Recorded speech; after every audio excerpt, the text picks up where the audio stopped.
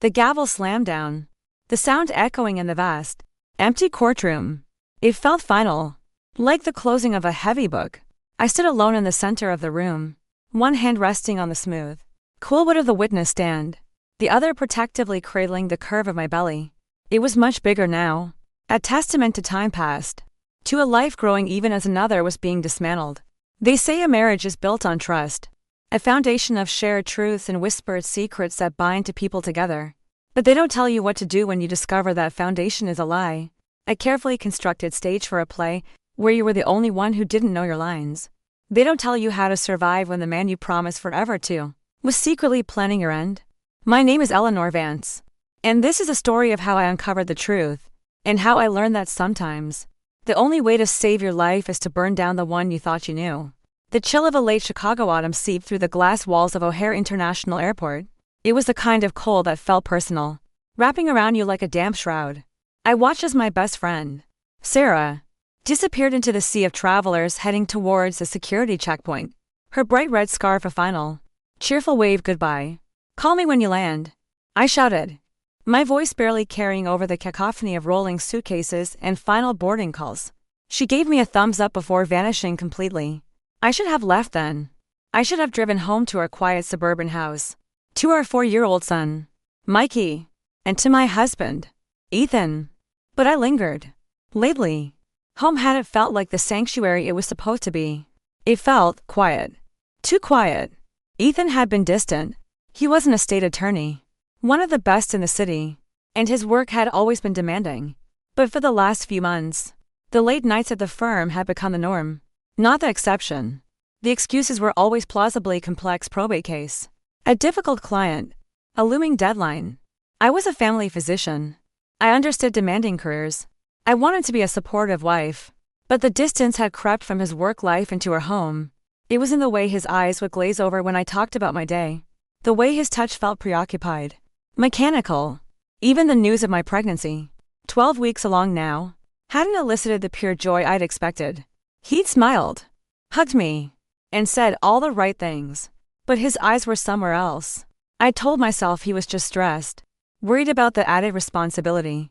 I, a doctor trained to diagnose the most subtle symptoms in my patients, had somehow missed all the signs in my own husband. Deciding to grab a bottle of water before the long drive home, I turned towards a cafe tucked away near the international gates, and that's when my carefully constructed world tilted on its axis. There, in a secluded corner, partially hidden by a structural column, was Ethan, my husband, the man who had kissed me goodbye this morning, telling me he was swamped with prep for a business trip to Denver tomorrow. He was not alone. His arm was wrapped tightly around a young woman, a blonde with a sleek haircut and a bright pink blazer that seemed to defy the gloomy weather outside. She was leaning into him, her head resting on his shoulder with an intimacy that was sickeningly familiar. It was the way I used to lean into him. My breath caught in my throat.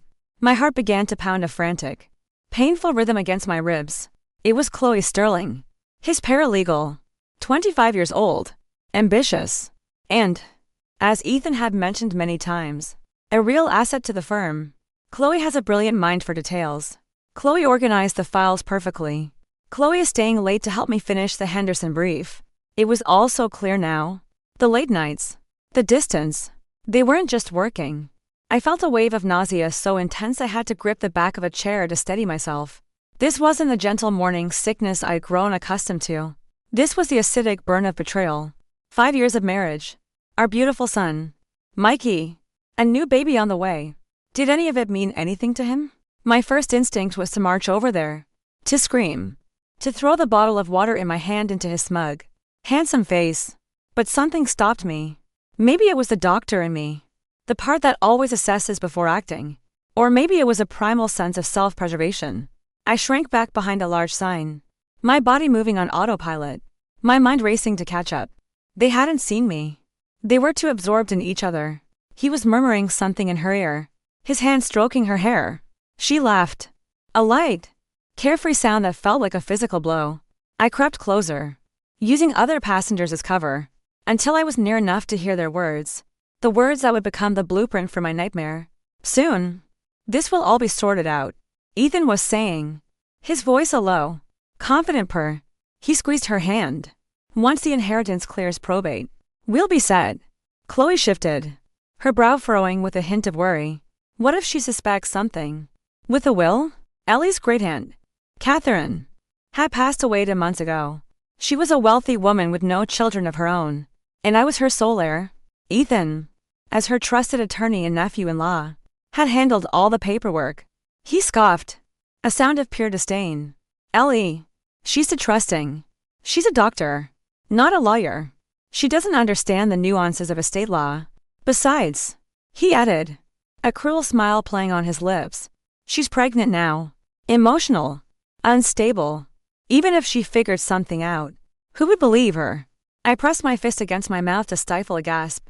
Emotional, unstable. He was already building his case against me. But the documents, Ethan, Chloe insisted, her voice a little shaky. The old will, the other files if she finds them, everything is secure. He said, his tone dismissive and final. The real evidence, the original documents, they're all in the red folder. And the red folder is in my office safe. She doesn't have the combination. She can't get to it. The red folder. The words branded themselves into my mind. And after the money comes through? Chloe asked, her eyes shining with avarice. You and me? Italy? Italy. A villa in Miami. Whatever you want. My love. He whispered, leaning in to kiss her. It wasn't a peck.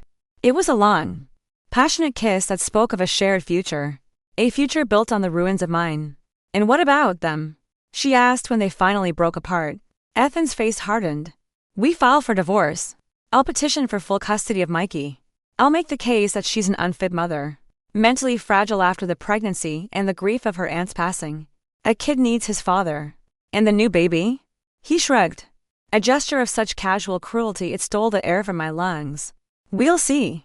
The stress might take care of it. You know how these things go. The blood drained from my face. He wasn't just planning to leave me. He wasn't just planning to steal from me. He was hoping for the death of our unborn child to make his life easier. Flight 1138 to Miami is now boarding. A voice announced over the intercom. Miami. Not Denver. Another lie in an ever-growing pile. That's us. Handsome, Chloe said, standing up and smoothing her blazer. Ethan stood and pulled her into one last embrace. 1 week. He murmured against her hair. 1 week of sun and planning our future. When we get back, we set the final pieces in motion. Soon, we'll be free and rich. They walked away, hand in hand, towards the gate. I watched them go, my body frozen, my mind a storm of ice and fire. The pain was still there, a deep, shearing agony in my chest, but something else was rising through it. A cold, clear rage. Ethan had made a critical mistake. He had underestimated his emotional, unstable, pregnant wife. Yes, I was a doctor, not a lawyer, but I was smart. I was observant, and I had an excellent memory. He thought his secrets were safe. He thought I was weak. He was about to find out how wrong he was. The red folder. In his office safe? A slow, dangerous smile touched my lips for the first time in what felt like an eternity. I had a spare key to his office. He'd given it to me years ago. For emergencies. It seemed an emergency had just arrived. I pulled out my phone, my hand perfectly steady. I scrolled to our nanny's number. Maria, it's Ellie, I said, my voice eerily calm. I need you to stay with Mikey tonight. Something urgent has come up. Yes, something very urgent. Ethan wanted to play a game. Fine. But he had forgotten one crucial rule. In any game, there can only be one winner. And Eleanor Vance had no intention of losing. The drive home was a blur of red taillights and blurred city streets. The familiar route from O'Hare to our Oak Park home felt alien, as if I were a stranger navigating a foreign landscape. Every landmark was a painful reminder of the life I thought I had. The little Italian restaurant where Ethan proposed. The park where we taught Mikey to ride his bike. The hospital where I worked. Where I healed people. Oblivious to the sickness festering in my own home. My hands were gripping the steering wheel so tightly my knuckles were white. In the rearview mirror, Mikey's empty car seat seemed to mock me. It was covered in cracker crumbs and held a small, stuffed dinosaur he couldn't sleep without. A symbol of an innocence I was about to be shattered. When I pulled into the driveway, the house looked the same. The porch light was on, casting a warm, welcoming glow. It was a lie. A beautiful, well-maintained lie. Inside, Maria, our kind, elderly nanny, was reading a story to Mikey in the living room. He was already in his pajamas, his hair still damp from his bath. He ran to me the moment he saw me, wrapping his little arms around my legs. "Mommy, you're home. Did you see the big airplanes?" I knelt, forcing a smile that felt like cracking glass, and hugged him close. I breathed in the scent of his baby shampoo and fought back the tears that burned behind my eyes. This was why I had to be strong. For him. For the tiny, vulnerable life growing inside me. Ethan wanted to take him from me. To erase me from his life. The thought sent another jolt of icy determination through my veins. "I did. Sweetie." I whispered into his hair. "They were very big. Did you bring me a present?" "Not tonight, baby. But I'll tell you what. Tomorrow we can build the biggest Lego castle ever." His eyes lit up. "Bigger than Daddy's?" The mention of his father was a fresh stab of pain. "Yes," I said, my voice tight. "Much bigger." I thanked Maria and saw her to the door. She looked at me with concern. "Are you all right? Ellie, you look pale." "Just tired." I lied smoothly. The ease with which the lie came was unsettling. "Long day." After I tucked Mikey into bed, I sang him his favorite lullaby, my voice catching on the words about safety and love. He fell asleep with his dinosaur tucked under his arm. A picture of perfect trust. If only things were as simple as they were in his world. Once the house was silent, I moved. There was no time for grief. No time for hesitation. I went to the small bowl by the front door where we kept our spare keys. My fingers closed around the cool metal of the key to Ethan's office. For emergencies. He had said it with a smile, never imagining what kind of emergency it would be used for. I changed into dark clothes, my movements swift and silent. I felt like a spy in my own life. Before leaving, I stood for a moment in front of our wedding photo on the mantelpiece. We looked so happy, so full of hope. I felt a pang of sorrow for the woman in the picture, for her blissful ignorance. Then, I turned my back on it and walked out the door. Downtown Chicago was a glittering canyon of light and steel, but the streets were quiet. The workday was long over. I parked my car in a garage a block away from the prestigious building that housed Ethan's law firm, Vance & Associates. The name itself felt like a joke now. I walked the rest of the way, the crisp night air doing little to calm the frantic beating of my heart.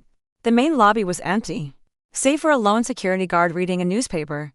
I used my after-hours access card, something Ethan insisted I have in case I ever needed to drop something off for him. The guard barely looked up. I took the elevator to the 24th floor, the silent ascent feeling like a countdown. The firm's reception area was dark and imposing.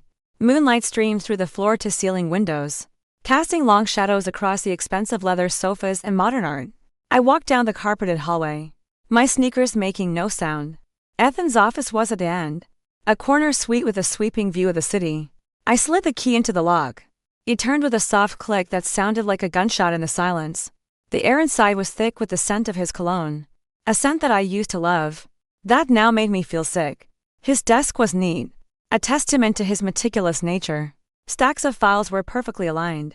A framed photo of me and Mikey sat on the corner, facing his chair. The hypocrisy was breathtaking. I started with his desk drawers. Standard office supplies, legal pads, client files. Nothing out of the ordinary. I checked the filing cabinets that lined one wall. They were organized alphabetically. Wills, trusts, probate cases.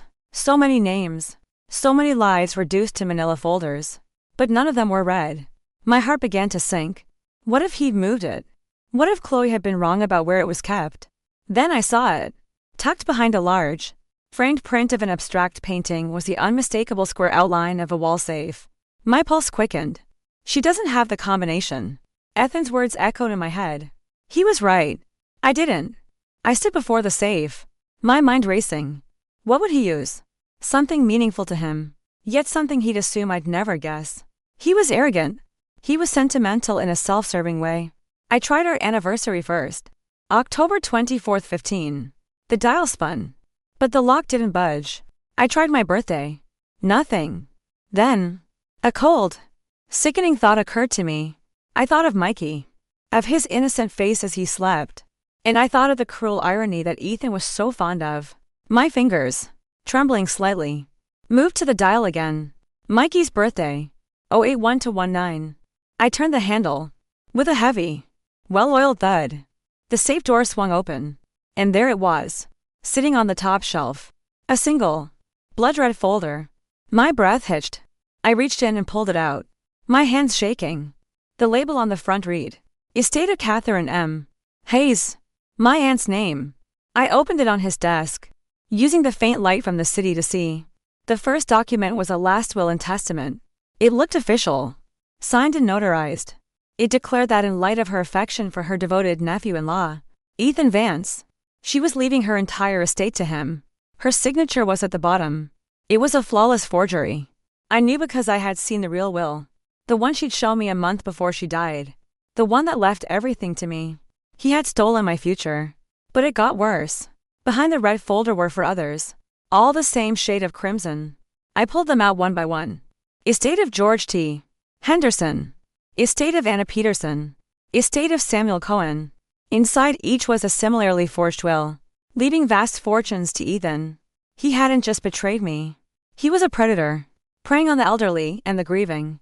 Tucked in a side pocket of the first folder, I found something else. A small, black flash drive with a sticky note on it that said personal. My hands were moving on their own now. I plugged it into his laptop. The password was the same as a safe combination. Mikey's birthday. The screen lit up with files. There were spreadsheets detailing the stolen assets, bank statements from offshore accounts in the Cayman Islands, and a folder of photos. I clicked it open. There were dozens of them.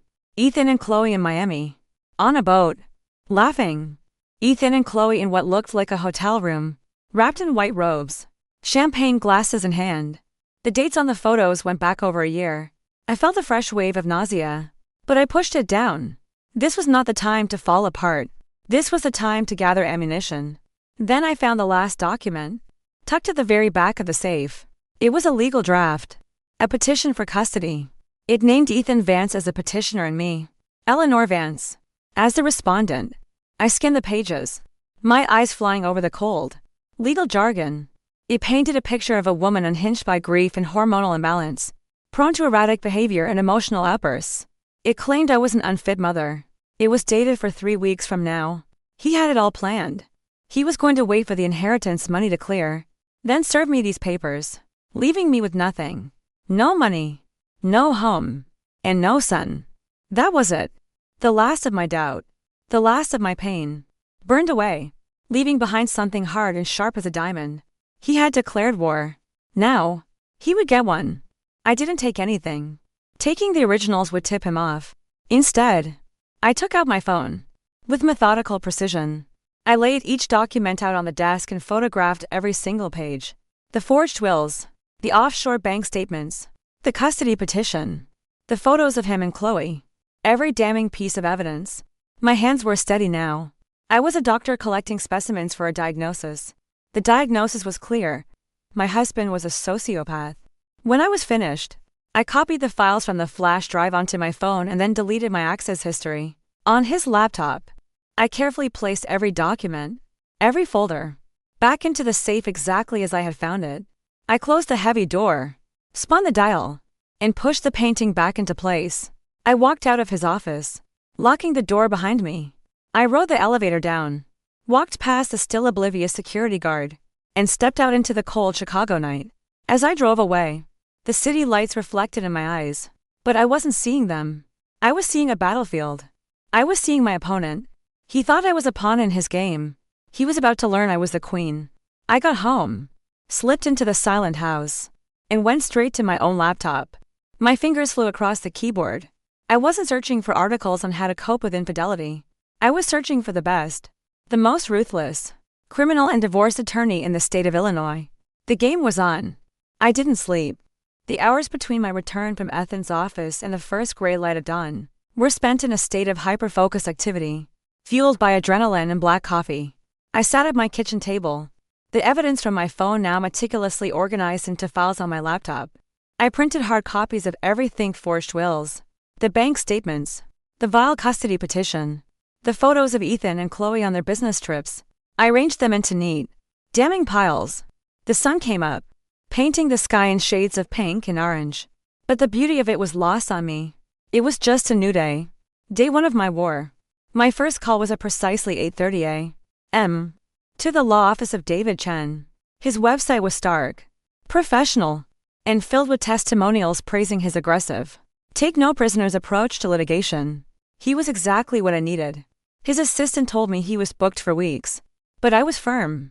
Please tell him I have time-sensitive, physical evidence of multi-million-dollar estate fraud involving a prominent Chicago attorney, I said, my voice cold and level. And tell him the attorney is my husband. There was a pause.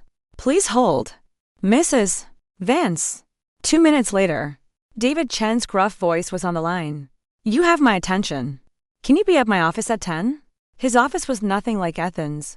It was on a lower floor of a less glamorous building, and the decor was functional, not flashy. Bookshelves overflowed with legal texts, and the desk was a controlled chaos of files and legal pads. David Chen himself was a man in his late 50s with sharp, intelligent eyes that seemed to see right through you. He didn't waste time with pleasantries. Coffee? He asked, gesturing to a chair. No, thank you, I said, sitting down. I have what you need right here. I placed my stack of printed documents on his desk. He picked up the first page, one of the forged wills, and began to read. For 20 minutes, he said nothing. He methodically went through every single page, his expression unreadable. He looked at the offshore account statements, his eyebrows raising slightly. He studied the photos of Ethan and Chloe without comment. Finally, he leaned back in his chair, linking his hands behind his head. Well, Mrs. Vance, he said, his voice a low rumble. Your husband isn't just a cheater. He's a goddamn artist. The bluntness was a strange relief. Can you help me? Help you? He let out a short, sharp laugh.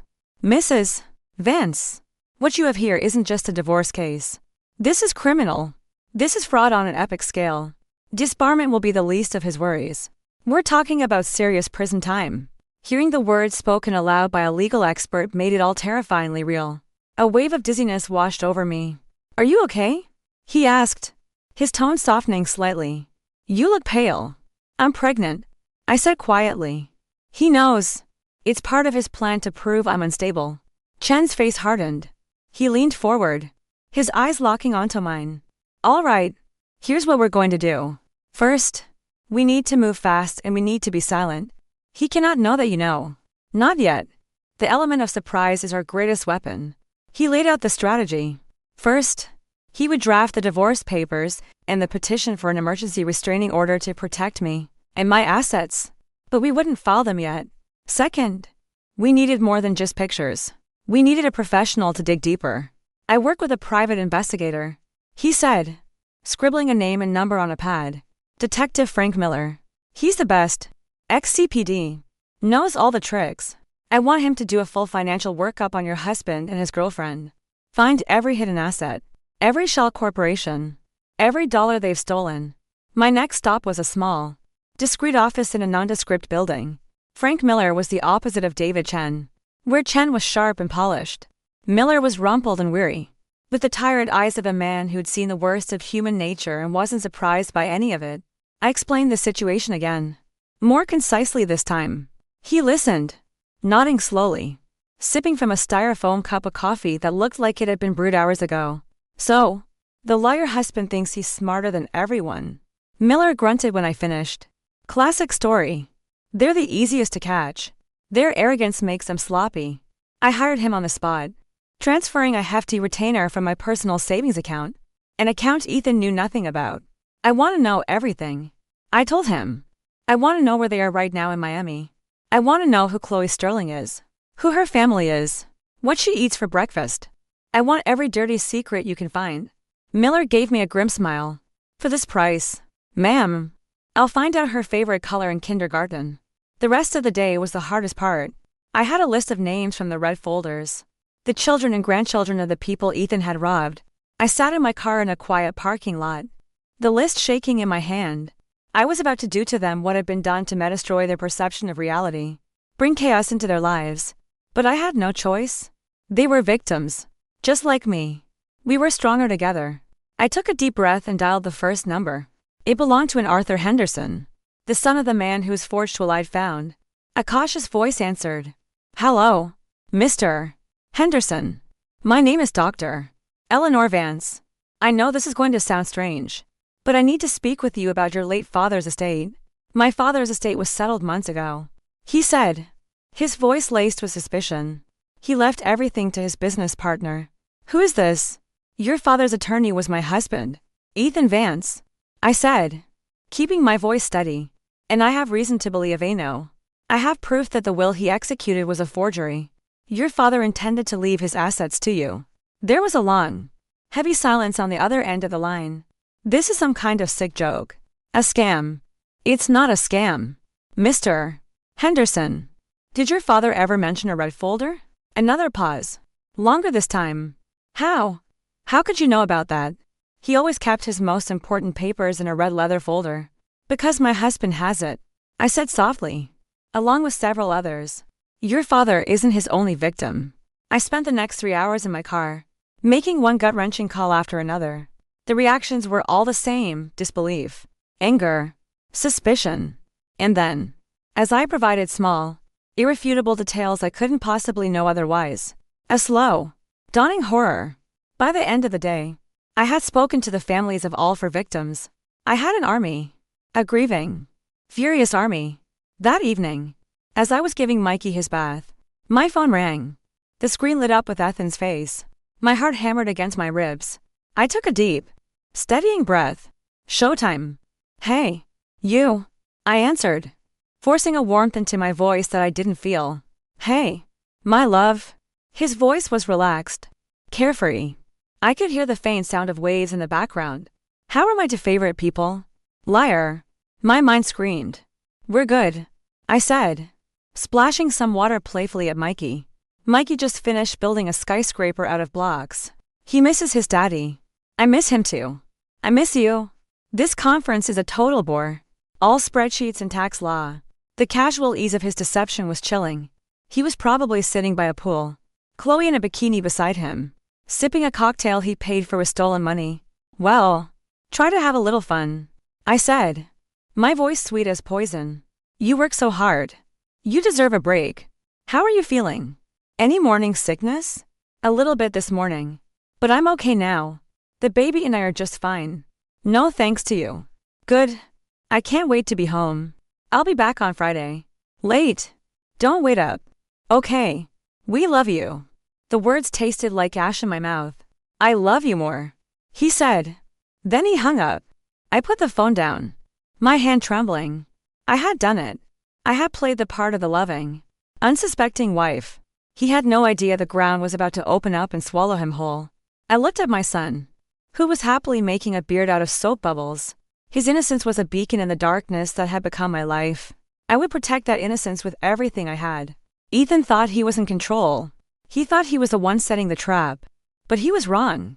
I was the one holding the strings now. And I was just getting started. The next 48 hours were a masterclass in deception. I moved through my life like a ghost, performing the duties of a wife and mother while the real me, the calculating, vengeful me, operated in the background. I made Mikey pancakes, shaping them into dinosaurs. I discussed the patient's lab results with a colleague. I smiled at my neighbors. And all the while, I was coordinating with a lawyer, a private investigator, and a growing coalition of Ethan's victims. Every buzz of my phone made my heart leap into my throat. Was it Ethan with another Lilace call? Or was it an update from Miller or Chen? The strain was immense. At night, sleep offered no escape. Only vivid nightmares of courtrooms and empty cribs. I would wake up in a cold sweat, my hand flying to my stomach, needing the reassurance of the faint, fluttering life inside me. This baby, this innocent passenger in my chaos, was a constant reminder of what was at stake. On Wednesday afternoon, Frank Miller called. Got something for you, he said, his voice a gravelly monotone. Can you meet? We met at a dingy diner on the west side, the kind of place with cracked vinyl booths and coffee that tasted of burnt plastic. Miller slid a manila envelope across a sticky table. Your husband and his girlfriend are having a grand old time at the Fontainebleau in Miami, he began, tapping a picture of the hotel on his phone. He's billing the room to a corporate credit card for a shell company called Vance Holdings International, registered in Delaware. I've started the process of piercing the corporate veil. It'll take time, but we'll get there.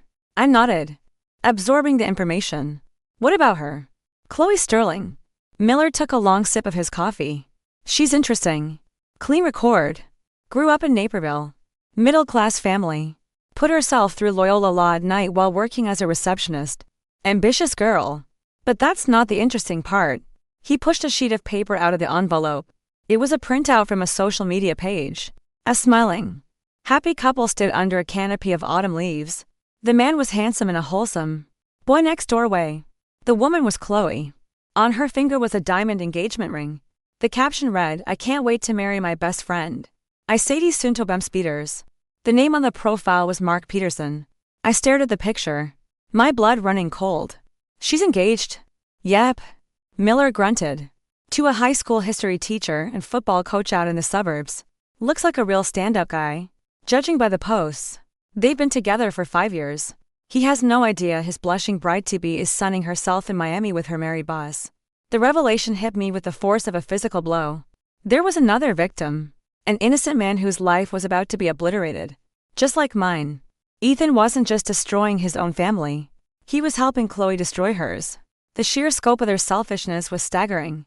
This changes things, I said. My mind already spinning. Calculating the new angles. Could be an advantage, Miller said. Reading my thoughts. A jilted fiancé could be a powerful witness. Or, he cautioned, he could be the type to warn her. And then our whole house of cards comes tumbling down. It's a big risk. That evening, I paced my living room. The social media profile of Mark Peterson glowing on my laptop screen. His page was a wholesome collection of football team photos. Pictures of his golden retriever. And loving posts about Chloe. He seemed kind. Genuine. My heart ached for him. What was the right thing to do? Was it my place to detonate a bomb in this stranger's life? I called David Chen. Absolutely not. He said. His voice sharp and immediate. It's too risky. Ellie, you're the victim here. We have a strong case based on the financial fraud alone. Bringing this guy into it is an unpredictable variable. If he tips her off, Ethan will know you're onto him. He'll hide the money, destroy evidence, and paint you as a vindictive, scorned wife. Don't do it. I knew he was right from a legal standpoint. It was the logical, cautious path. But my gut screamed otherwise. Ethan's greatest weapon was his belief that I was weak, emotional, and predictable. He and Chloe were protected by a shield of secrets. The only way to win was to shatter that shield completely. To win, I had to be as ruthless as they were. Mark Peterson wasn't just a variable. He was a potential wrecking ball. I made my decision. I opened a new, anonymous email account. My fingers hovered over the keyboard. I had to word this perfectly. Subject regarding Chloe Sterling. Mr. Peterson. My name is Dr. Eleanor Vance. I am a private individual, and I have some information concerning your fiancé that I believe you have a right to know. It is of a sensitive and urgent nature. I know this is a strange request, but if you are willing, I would like to meet with you in person to explain. I can provide proof for everything I will tell you. Sincerely, E. Vance. I hit send before I could second-guess myself. Then, I waited. The silence in the house was deafening. Every minute that passed felt like an hour. I imagined him seeing the email, laughing it off as spam, deleting it. I had taken a huge gamble. An hour later, a reply popped into the inbox. Dr. Vance, I don't know what this is about, but you have my attention. Where and when? We agreed to meet the next afternoon at a small, independent coffee shop in Lincoln Square, a neighborhood far from where either of us lived or worked. I saw him before he saw me. He was sitting at a small table in the back, looking exactly like his pictures. He had a kind face and a nervous energy, constantly checking his phone and looking towards the door. He was wearing a worn-in university sweatshirt. My stomach twisted with guilt. I walked over. Mark. He stood up, his expression a mixture of confusion and concern. Dr. Vance. Thanks for meeting me. Look, I don't mean to be rude, but what is this about? Is Chloe in some kind of trouble? Please, sit down, I said gently. This is going to be difficult to hear. We sat in an awkward silence as I ordered 2 coffees. When the waitress left, I took a deep breath. There was no easy way to do this. Mark, I began, my voice quiet but firm. Your fiancé, Chloe, works as a paralegal for my husband, Ethan Vance. He nodded. Yes, I know. She says he's a great boss. A real mentor. I slid the first photograph across the table. It was a clear shot of Ethan and Chloe on the boat in Miami. His arm around her. Her head on his shoulder. Both of them laughing into the sun. Mark stared at it. A flicker of confusion crossed his face. Then denial. What is this? They're on a work trip. It's a work event. They're not on a work trip. Mark. They're on vacation together. My husband is supposed to be in Denver. Chloe told you she was at a paralegal conference in Orlando. Didn't she? His face went pale. That was clearly the lie she had told him. This is from yesterday, I said, pushing a few more photos towards him.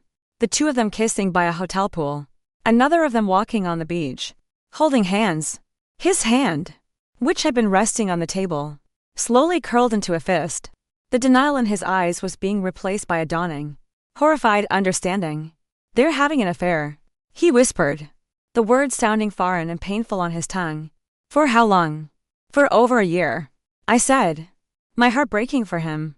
But Mark, I'm so sorry to have to tell you this. But that's not the worst of it. It's not just an affair. I took out the next set of documents. I showed him the forged will of my great-aunt. I explained the scheme. How they were stealing millions from the estates of Ethan's elderly clients. Chloe is helping him, I said. She's his accomplice. The money they're using for their vacation in Miami, it's stolen money. He stared at the documents, his face ashen. He looked like he was going to be sick. No, he breathed. Not Chloe. She wouldn't. She's a good person. She works so hard for our future. This is the future they are planning, I said, delivering the final, brutal blow. I took out my phone and showed him a copy of one of the spreadsheets from the flash drive. It was a list of assets to be acquired, including a line item that read Villa, Tuscany. Then I showed him the draft of the custody petition against me. My husband is planning to leave me with nothing and take my son. And Chloe knows. She's helping him do it. They plan to disappear together after they secure the last of the money. Mark finally looked up from the papers. And the lost, heartbroken look in his eyes had been replaced by something else. A cold, hard fury. The look of a good man who had been pushed too far. That son of a bitch, he said, his voice shaking with rage. And her? God. How could I have been so stupid? You weren't stupid, I said. You were in love. You trusted her. So did I. He sat in silence for a long moment, his world completely shattered. I had done this. I had brought this pain upon him. But it was necessary. Finally, he looked at me, his eyes clear and resolved. What do you need me to do? The gamble had paid off. I had my inside source. I had my wrecking ball. When she gets home, I said, leaning forward, I need you to act normal. I need you to be the loving, unsuspecting fiancé. And I need you to tell me everything. Every phone call, every text, every change in her mood. I need to know what they're planning. Can you do that? He nodded, a muscle twitching in his jaw. I can do that, he said, his voice grim. They think they're so smart. They think they can just ruin people's lives and get away with it. They're about to find out how wrong they are. I left the coffee shop feeling a grim sense of victory. But it was tainted with a profound sadness. I had won an ally. But in doing so, I had destroyed a man's happiness. This war was forcing me to become someone I never thought I'd be.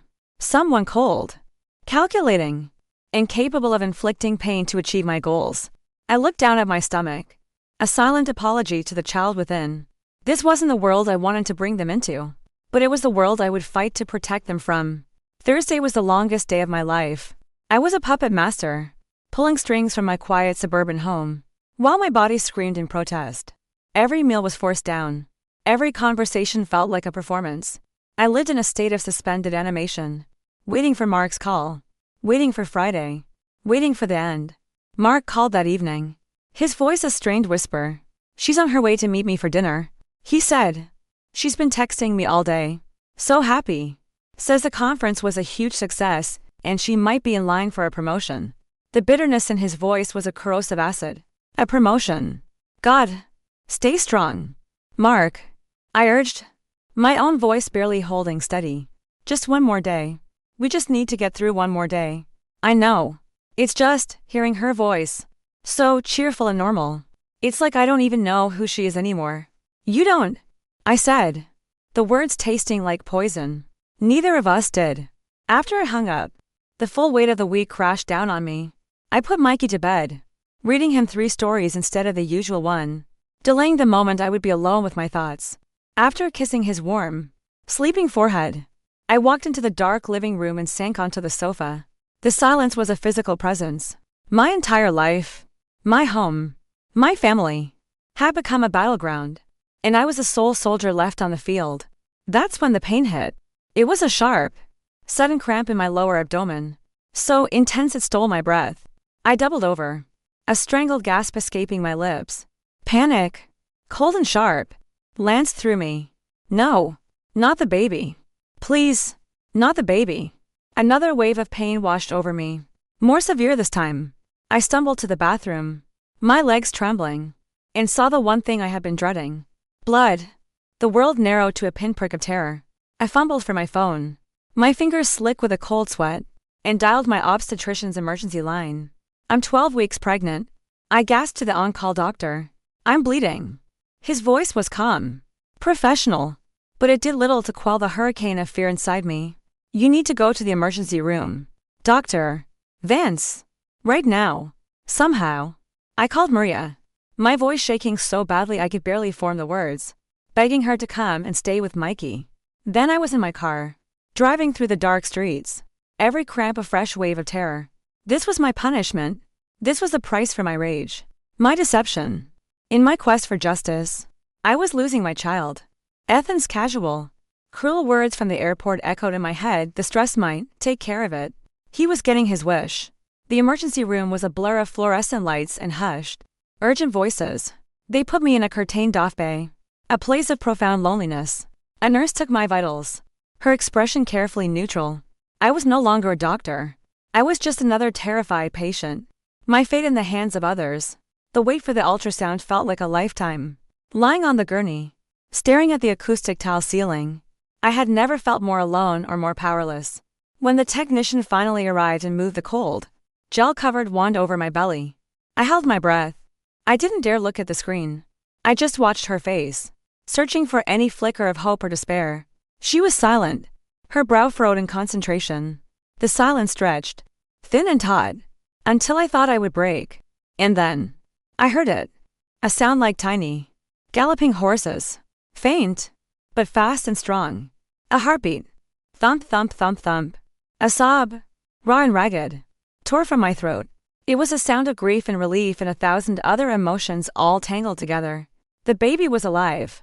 My baby was alive. The doctor came in a few minutes later. You have a subchorionic hematoma, she explained gently. It's a bleed between the uterine wall and the chorionic membrane. They're fairly common, but they can be dangerous. The baby is fine for now, but this is a serious warning sign. Ellie. She was looking at me now not just as a patient, but as a colleague. Your blood pressure is sky high. Whatever is going on in your life, you have to stop. You need to be on complete bed rest. No stress. Absolutely no stress. Do you understand me? Or you will lose this pregnancy. I understood. Lying there in the sterile quiet of the hospital, with the ghost of my baby's heartbeat still echoing in my ears, everything became crystal clear. My anger, my need for revenge, they were luxuries I could no longer afford. This wasn't a game anymore. It wasn't about winning or losing. It was about survival. It was about protecting my children. The doctor had told me to eliminate stress. But how could I? The source of my stress was a Category 5 hurricane, and it was due to make landfall in less than 24 hours. Backing down wasn't an option. That would mean letting Ethan win. Letting him take Mikey. Letting him destroy us. No, I couldn't eliminate the stress. But I could channel it. I could transform it from a destructive force into a focused, powerful weapon. I was discharged a few hours later with strict instructions for bed rest. Maria was a godsend, taking care of Mikey and ensuring I didn't lift a finger. The next morning, Friday, I held my final council of war from my own bed. David Chen and Frank Miller came to the house, their serious faces a stark contrast to the cheerful, sunlit bedroom. I explained what had happened. The doctor said no stress. I finished, my voice flat. Chen looked at me with concern. Ellie, we can postpone. I can file for the restraining order and we can wait for the criminal case to play out. You don't have to face him today. No, I said. My resolve harder than steel. We do this today. We end this today.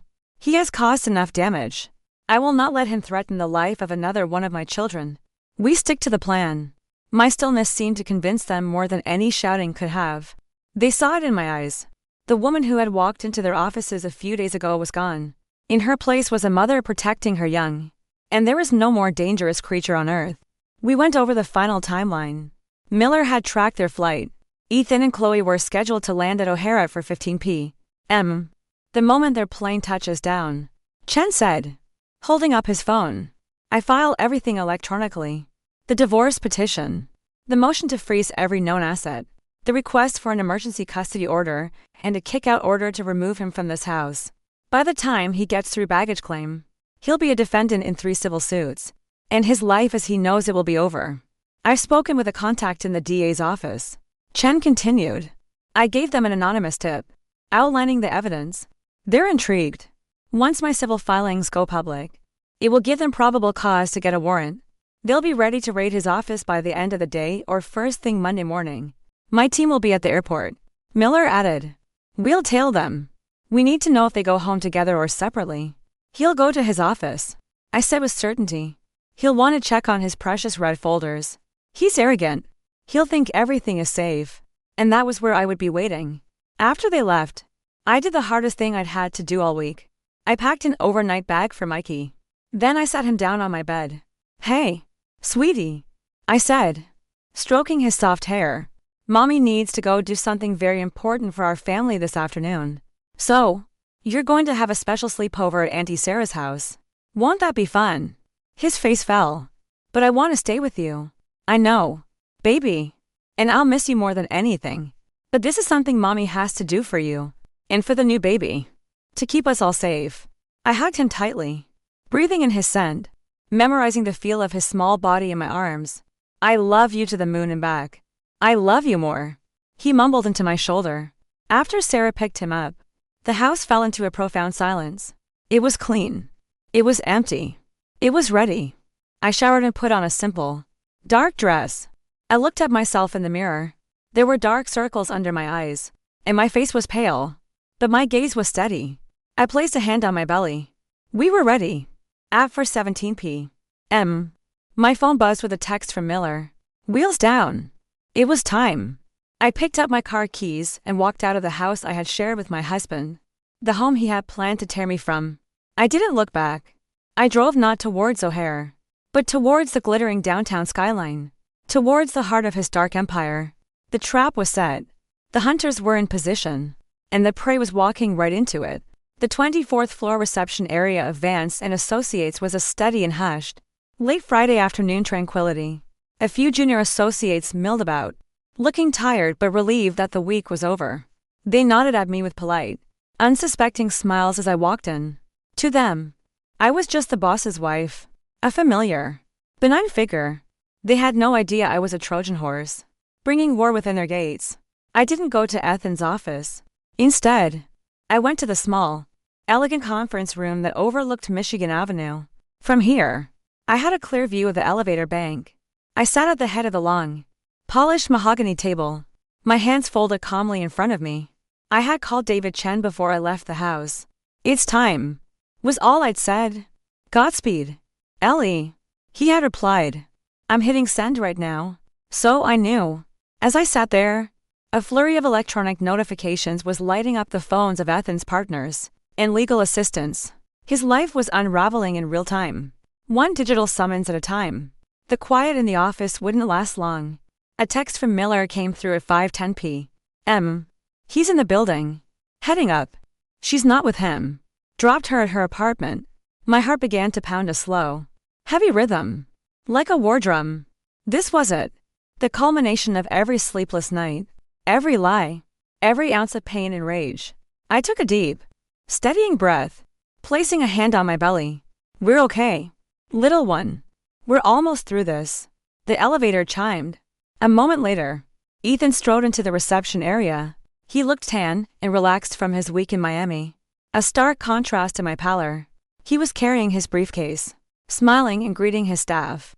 He was a king returning to his castle, utterly oblivious that his kingdom was already in flames. I watched as one of the firm's partners, a senior attorney named Richard, hurried out of his office, his face pale, holding his phone like it was a venomous snake. "Ethan," Richard said, his voice strained. "We need to talk. Something's happened." "Can it wait?" "Rich," Ethan said dismissively, waving a hand. "I've got to put a few things away. Long flight." He started walking towards his office at the end of the hall. He was walking right towards me. I stood up, my chair making a soft scraping sound on the floor. I stepped out of the conference room and stood directly in his path. He stopped dead in his tracks. The relaxed smile vanished from his face, replaced by a look of pure, unadulterated shock. "Ellie, what are you doing here?" For a moment, I just looked at him. The man I had loved. The father of my children. A complete and utter stranger.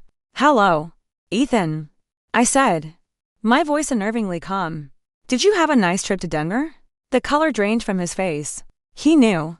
In that single instant, he knew that I knew. His eyes started around the office, at the shocked faces of his colleagues who were now openly staring. The mask of the charming, confident attorney was gone.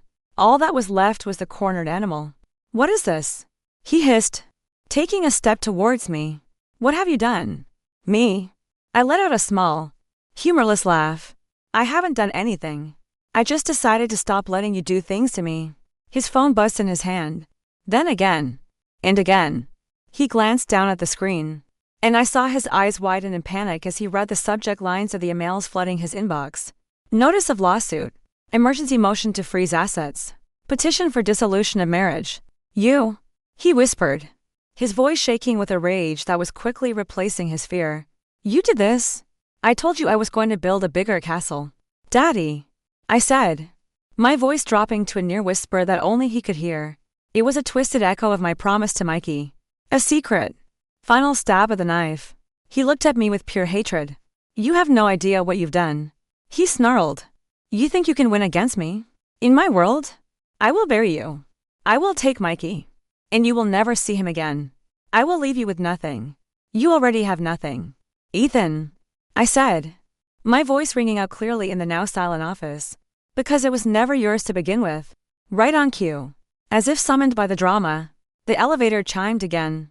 The doors opened, and two uniformed police officers and two plainclothes detectives stepped out. One of them held up a badge and a warrant. "Ethan Vance," the lead detective said, his voice booming in the quiet space. "We have a warrant to search these premises in connection with the ongoing fraud investigation. You need to come with us." Ethan stared at the officers, his mouth agape. His entire world had collapsed in the space of 5 minutes. He turned to look back at me, his eyes wild with disbelief and fury. This wasn't supposed to happen. In his meticulously planned script, I was the one who was supposed to be broken, destroyed. "This is a mistake," he stammered, trying to regain some semblance of his lawyerly composure. "My wife, she's emotionally unstable. She's pregnant. She's not well." The detective glanced at me, then back at Ethan, his expression unimpressed. "Sir, you can make all the statements you want downtown. Right now, you need to turn around and place your hands behind your back." As the officers moved in, a new sound cut through the tension. The frantic clicking of heels on the marble floor. Chloe Sterling burst into the reception area, her face tear-streaked, her makeup a mess. She must have gotten the notifications on her phone and rushed over. She saw the police. She saw Ethan. And then she saw me. Her face crumpled. "What's happening?" she cried, looking at Ethan. Ethan just glared at her, his face a mask of contempt. "You," he spat. "This is your fault. You and your stupid carelessness." "My fault?" she shrieked, her voice rising to a hysterical pitch. "You're the one who promised me everything. You told me it was a perfect plan. You told me she would never find out." And just like that, the united front of their deception shattered. In front of the entire firm. In front of the police. Their conspiracy unraveled into a pathetic mess of accusations and blame. "It was a perfect plan until you got involved," Ethan shouted back. "I did everything you told me to do." Chloe sobbed. One of the detectives stepped towards her. "Ma'am, I think you'd better come with us, too." They cuffed Ethan first. The sound of the metal ratcheting shut was the sweetest sound I had ever heard. It was the sound of justice. It was the sound of freedom. As they led him away, A disgraced king being frog marched out of his fallen castle. His eyes met mine one last time. There was no remorse in them. Only a cold, bottomless promise of revenge. But I wasn't afraid anymore. They took Chloe next. She was a sobbing, incoherent mess. As she passed me, she looked at me with pleading, desperate eyes. "I'm so sorry," she whispered. I just looked at her, my expression blank. I felt nothing for her. No pity. No anger. She was just a casualty of a war she had willingly enlisted in. The office was in chaos. Associates were whispering. Partners were on their phones with their own lawyers. I walked through the mess, heading for the elevator. My job here was done. As I stepped into the elevator car, I caught my reflection in the polished brass doors. I looked tired. I looked worn. But for the first time in months, I looked free. The doors slid shut, and as the elevator began its smooth descent, I placed my hand back on my belly. "It's over, little one," I whispered. "We're safe now." The battle was over. But I knew, with a certainty that chilled me to the bone, that the war had just begun. The aftermath of what the press quickly dubbed the Vance and Associates scandal was a media firestorm. My name and face were everywhere. I was painted as both a victim and a harassed-scorned wife, who had brilliantly orchestrated her husband's downfall. Cameras were camped outside my house. Reporters shouted questions at me whenever I stepped outside. It was a suffocating, surreal existence. My home, once a sanctuary, now felt like a cage. My first priority was protecting Mikey. Sarah was my rock, keeping him at her house for the first few days, shielding him from the chaos. I was eternally grateful. David Chen handled the press, issuing a single, firm statement asking for privacy and asserting my status as a cooperating victim in the state's criminal investigation. The legal battle that followed was a grinding, brutal war of attrition. From jail, Ethan fought like a caged animal. He filed motion after motion, trying to paint me as a liar, a thief who had illegally obtained evidence, a mentally unstable woman lashing out. But David Chen was a bulldog, countering every move with calm, irrefutable logic. The evidence I had gathered was too overwhelming, too damning. The warrants were deemed valid. The case against him was solid as rock. Chloe, facing her own set of serious charges, cracked under the pressure. In exchange for a plea deal, she agreed to testify against Ethan. Her deposition was a flood of sordid details, not just about the fraud, but about Ethan's chilling long-term plans. She told the investigators about his casual remarks, about my unfortunate potential demise post-childbirth. She confirmed that he had been grooming her to be a replacement wife and mother. Each new revelation was a fresh layer of horror, but it also cemented my position and stripped Ethan of any shred of credibility he had left. The most valuable piece of information Chloe provided was a detail she thought was insignificant. She mentioned that Ethan sometimes met with an older, well-dressed man he referred to only as the architect. This man, she said, was the one who provided Ethan with the names of wealthy, vulnerable clients. This was the detail that elevated the case from a local scandal to a federal investigation. Frank Miller, working with Chen, passed the information to the FBI. The net was widening.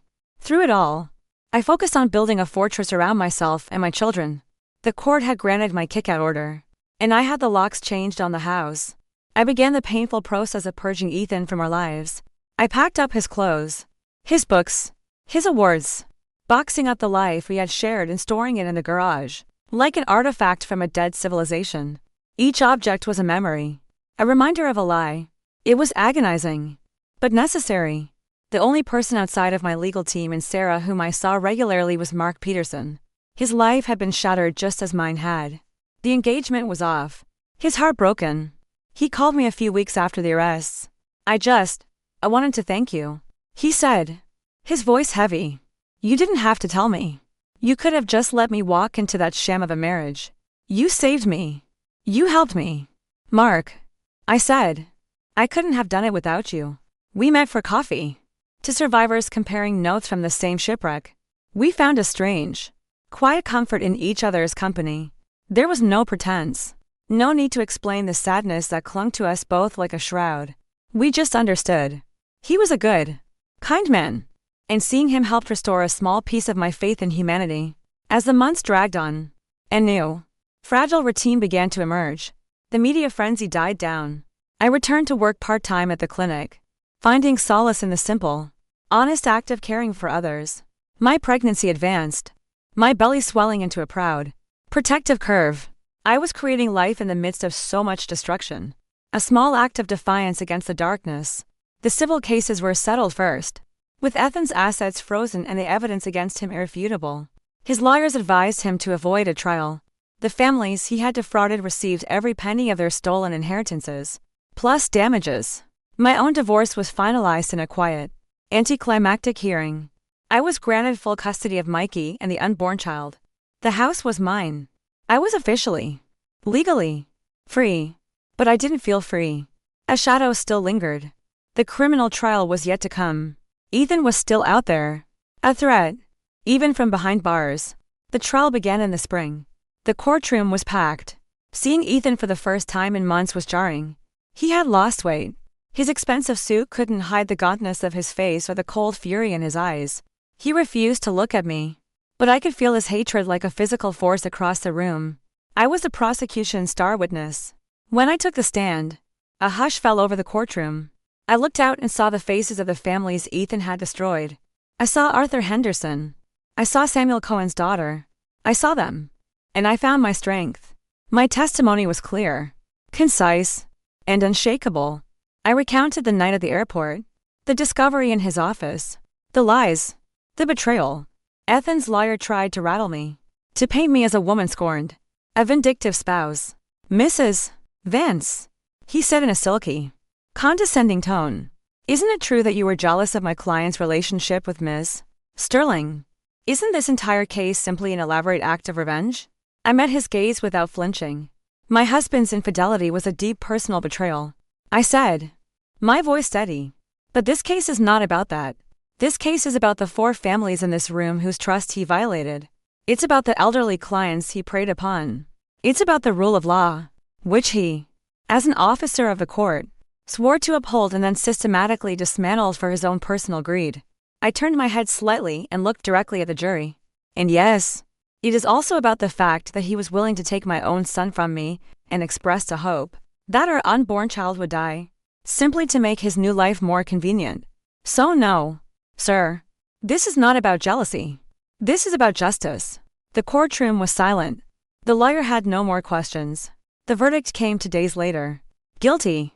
On all counts. Fraud. Embezzlement. Conspiracy. Ethan stood stone-faced as the foreman read the decision. He was sentenced to 15 years in a federal penitentiary. As they led him away in handcuffs for the final time, I felt not a surge of triumph, but a profound, hollow emptiness. It was over. The monster was caged, but the scars would remain. I walked out of the courthouse into the bright spring sunshine, blinking against the light, and for the first time, I felt a flicker of something I hadn't felt in a very long time. Peace. That night, as I was putting Mikey to bed, he looked up at me with his big, serious eyes. Is Daddy ever coming home? He asked. It was a question I had been dreading. I sat on the edge of his bed and took his small hand in mine. No, sweetie, I said softly. Daddy did some things that were very wrong. Things that hurt people. And he has to go away for a long time to think about that. Is it because of me? He whispered, his lip trembling. My heart broke. Oh, no, baby. Never. Ever because of you. This is about grown-up problems that have nothing to do with you. You are perfect. And Mommy is right here. And I will always be here to keep you safe. I hugged him. And we stayed that way for a long time. The wounds were deep. Not just for me, but for my innocent son. Healing would be a long, slow process. But for the first time, it felt possible. We had survived. We were broken. But we were whole. And we had a future. 1 year later, time doesn't heal all wounds. I know that now. But it does soften the edges. It gives you space to breathe, to grow new skin over the scars. It turns the roaring fire of trauma into the quiet, warm embers of a memory. My daughter, Lily, was born on a sun-drenched morning in August. She came into the world with a healthy cry and a full head of dark hair. A perfect, tiny miracle. Holding her for the first time, I felt a wave of love so fierce, so absolute, that it seemed to wash away the last of the shadows. She was a new beginning. A promise. I sold the house in Oak Park. It was too big. Too full of ghosts. Every corner held a memory of the life I thought was real. I needed a fresh start. A place where the only memories we made would be our own. I found a small, charming bungalow in a quiet neighborhood near the lake. It had a big backyard with an old oak tree perfect for a swing, and a sunroom that I filled with plants. It was a happy house. I went back to work, but on my own terms. I left the large medical group and, using some of the money from my aunt's inheritance, I had fought so hard for opened a small, private family practice in my new community. It was more work, but it was fulfilling in a way my old job had never been. My patients weren't just charts and appointments. They were my neighbors. I was a healer again. Not just for them, but for myself. The legal world I had been forced into faded into the background. Ethan's appeals were denied. He remained in a federal prison somewhere in Indiana, a distant figure from another lifetime. I received a single letter from him, 6 months after his sentencing. It was filled with blame, self-pity, and thinly veiled threats. I read the first paragraph. Then I threw it into the fireplace without finishing it. He had no more power over me. Chloe served 10 months in a low-security facility before being released on probation. I heard from Frank Miller that she had moved out of state, changed her name, and disappeared. Her story, and Ethan's, were no longer a part of mine. My support system, the one forged in the fires of my ordeal, remained strong. Sarah was a constant, loving presence, the world's best auntie to Mikey and Lily. The families Ethan had victimized stayed in touch. We had a bond, an unspoken understanding. Once a year, we all met for a potluck picnic in the park. It wasn't about remembering the bad times. It was about celebrating the fact that we had all survived and reclaimed our lives. And then there was Mark. He became a quiet, steady fixture in our new life. He was there to help me assemble Lily's crib. He taught Mikey how to throw a perfect spiral in the backyard. He never pushed, never demanded anything. He was just there, a good man who had been through his own hell, and had come out the other side, scarred but kind. Our friendship grew slowly, organically, like one of the plants in my sunroom, turning towards the light. It wasn't a passionate, desperate romance. It was something better. It was real. One Saturday afternoon in late summer, the air warm and smelling of cut grass, I was sitting on the back porch, watching the kids.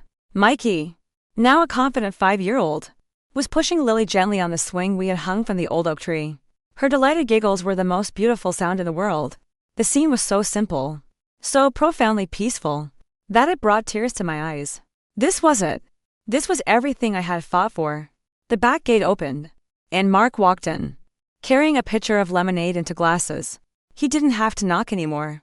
He was family. He sat down in the chair next to me, pouring us both a glass. We sat in comfortable silence for a few minutes, just watching the children play. "You look happy, Elle," he said quietly, his eyes on me. I looked at him and smiled. A real, genuine smile that reached my eyes. "I am," I said. And it was the truest thing I had ever said. The hollow space in my chest, the one that had been carved out by betrayal, was full again. Not just filled, but healed. Mikey ran over to us, his face flushed and happy. "Mark, can you be the tickle monster?" he yelled, launching himself at Mark's legs. Mark laughed, a deep, easy sound, and scooped him up, wrestling him gently on the grass. Lily clapped her hands from the swing, squealing with joy. I leaned back in my chair, the warm sun on my face. The ghosts of the past were finally quiet. They would always be a part of my story, a reminder of the darkness I had walked through. But they were no longer the whole story. The story now was about the laughter of my children. It was about the quiet strength of a good man. It was about the resilience of a woman who had been underestimated, and had found a power within herself she never knew she possessed. My old life had been built on a foundation of lies, a beautiful house of cards that was destined to fall. This new life, this small, happy life, was built on something stronger. It was built on truth. It was built on love, and it was built to last.